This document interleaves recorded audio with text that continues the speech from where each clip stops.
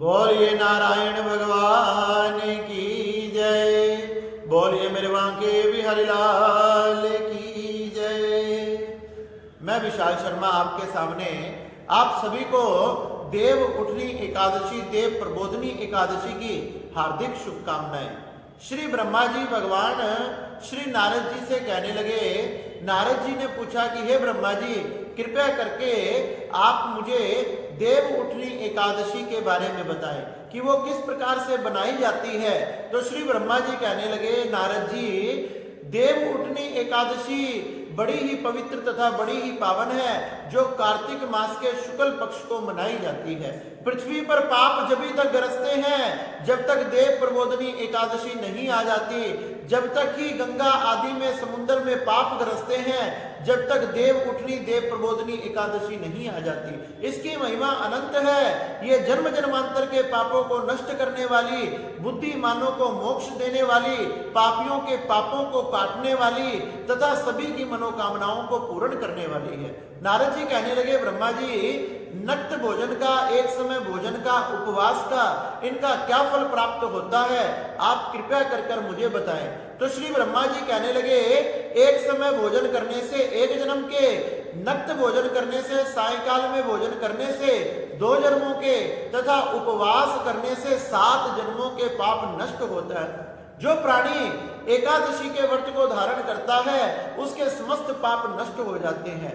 देव उठनी एकादशी की महिमा बड़ी अनंत है। ये 1000 अश्वमेध यज्ञों से भी बड़ी है। चंद्र ग्रहण में, सूर्य ग्रहण में जो फल दान करने से प्राप्त नहीं होता, वो फल देव उठनी एकादशी को धारण करने से प्राप्त होता है। मनुष्य ने अपने जीवन में कम से कम एक बार तो जरूर इस एकादशी का व्रत करना चाहिए, क्योंकि इस व्रत के करने से बड़े पाप नष्ट हो जाते हैं। पर स्त्री गमन, गुरु स्त्री गमन, ब्राह्मण स्त्री गमन, चोरी करने वाला, डकैती करने वाला, लूटपाट करने वाला, स्वर्ण आदि चोरी पाप ही नहीं, महापापों को करने वाला व्यक्ति भी इस एकादशी की कथा को केवल सुनने मात्र से उसका कल्याण हो जाता है। जैसे रुई के भंडार में छोटी सी अग्नि की लपट दिखा दे, माचिस का तिल्ला दिखा दे, उससे सारा रुई का भंडार, रुई का ढेर जलकर भस्म हो जाता है। वैसे ही पृथ्वी पर जब देव प्रबोधनी एकादशी, देव उठनी एकादशी आती है, तो सभी प्राणियों के जन्म जन्मांतर के पाप नष्ट हो जाते हैं। इस एकादशी को धारण करने से हमारी 10,000 पीढ़ियां तर जाती है, और एक ही पीढ़ी नहीं, हमारे 3-3 कुलों की पीढ़ियां तर जाती है। इस प्रकार से देव उठनी एकादशी को व्यक्ति ने अपने जीवन में अवश्य धारण करना चाहिए। जो फल गोदान से, स्वर्ण दान से, कन्यादान से, इन सब दानों से ही नहीं, महादान करने से भी फल प्राप्त नहीं होता। मकर संक्रांति पे तीर्थ यात्रा से, उपवास से, जप से, तप से, कीर्तन से, यज्ञ से जो फल प्राप्त नहीं होता, वह फल केवल एक देव प्रबोधनी एकादशी व्यक्ति को प्रदान कर देती है। यह देव प्रबोधनी एकादशी व्यक्ति को स्वर्ग ही नहीं, उपभोग ही नहीं, सुख ही नहीं, ये व्यक्ति को वैकुंठ धाम प्रदान कर देती है। ये भगवान के भगवत चरणों की प्राप्ति कराने वाली है तथा बड़े से बड़े पातकों को, पापों को, महापापों को नष्ट करने वाली है।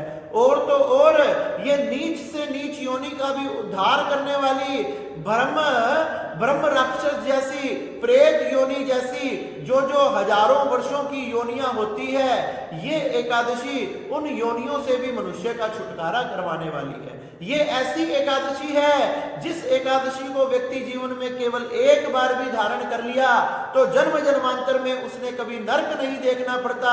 वह सदा सदा के लिए भगवान के चरणों में वास करता है। नरक आदि से, यम यातनाओं से उसका पीछा छूट जाता है।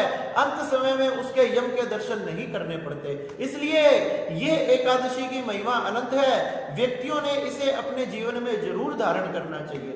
सुबह स्वच्छ जल से स्नान करे, स्वच्छ वस्त्रों को पहनकर, नित्य क्रिया कर सूर्य नारायण को अर्घ देकर भगवान श्री नारायण गोपाल गोविंद शालिग्राम का पूजन करना चाहिए। सुंदर पंचामृत से भगवान का अभिषेक करें, भगवान को सुंदर वस्त्र धारण कराएं, भगवान को सुंदर पुष्पों से पूजन करें, आपको जितने भी प्रकार के पुष्प मिल जाए उन सभी पुष्पों से भगवान का पूजन करें, क्योंकि एक एक पुष्प की महिमा अनंत है और जो लाखों फलों को प्रदान करने वाली है। भगवान का तुलसी दल से, तुलसी मंजरी से, आंवले के पत्र से, शमी पत्र से, इन सब वस्तुओं से, इन सब सामग्रियों से भगवान का पूजन करना चाहिए। भगवान का षोडश उपचार से पूजन करें, भगवान की कथा को श्रवण करें और भगवान के मंत्र का जाप करना चाहिए। राधे कृष्ण सीता राम रटना चाहिए या 12 अक्षर मंत्र ओम नमो भगवते वासुदेवाय, इस मंत्र का जाप करना चाहिए। जिस मंत्र का जाप करने ध्रुव ने ध्रुव पद को प्राप्त कर लिया, प्रहलाद ने भगवान को पा लिया, ध्रुव ने भगवान को पा लिया।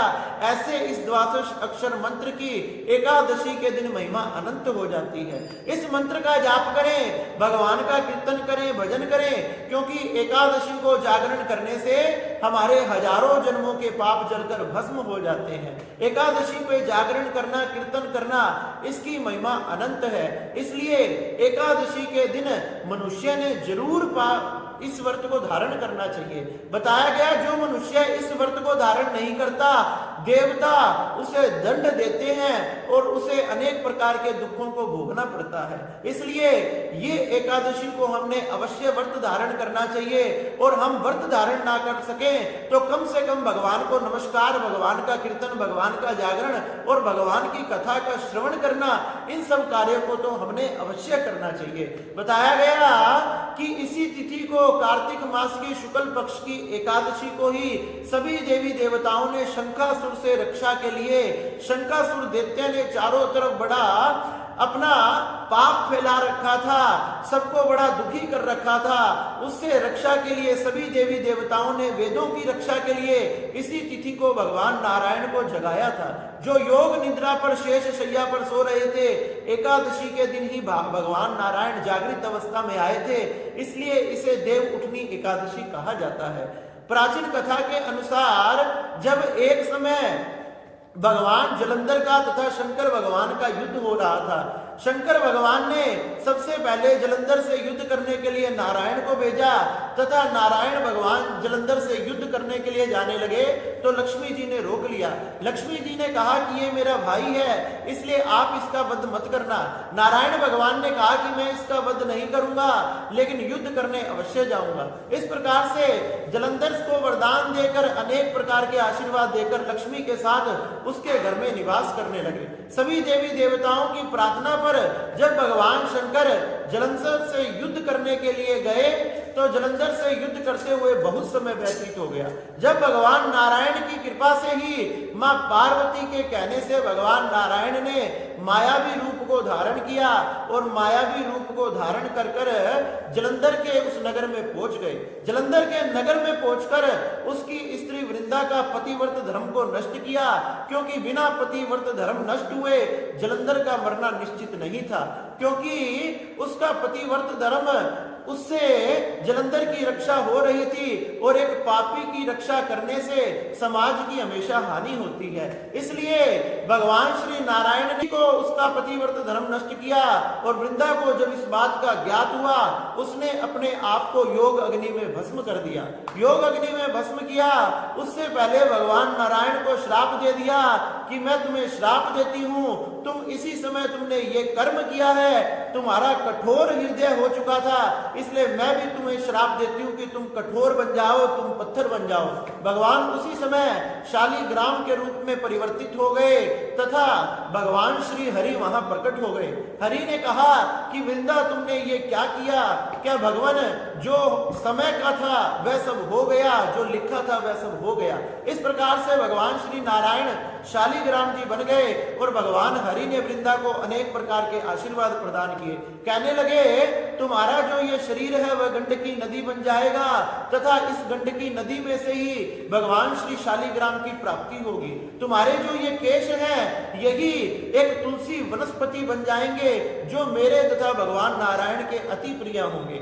इस प्रकार से इसी कार्तिक मास के शुक्ल पक्ष की एकादशी तिथि को भगवान श्री शालिग्राम राम का और तुलसी का विवाह किया जाता है। जो व्यक्ति भगवान श्री शालिग्राम का तथा तुलसी का विवाह करता है, धूमधाम से आनंद से इस उत्सव को बनाता है, भगवान नारायण उसे कन्या दान से भी अधिक फल प्रदान करते हैं। भगवान श्री नारायण का विवाह करने से, तुलसी का शालिग्राम से विवाह करने से हमारे जन्म जन्मांतर के पाप नष्ट हो जाते हैं और हमें ऐसे अक्षय फल की प्राप्ति होती है कि फिर हमने 84 लाख योनियों में नहीं भटकना पड़ता। श्री ब्रह्मा जी कहने लगे, नारद जी, इस प्रकार से आनंद से, धूमधाम से हमने इस तुलसी विवाह देव उठनी एकादशी, देव प्रबोधनी एकादशी को बनाना चाहिए।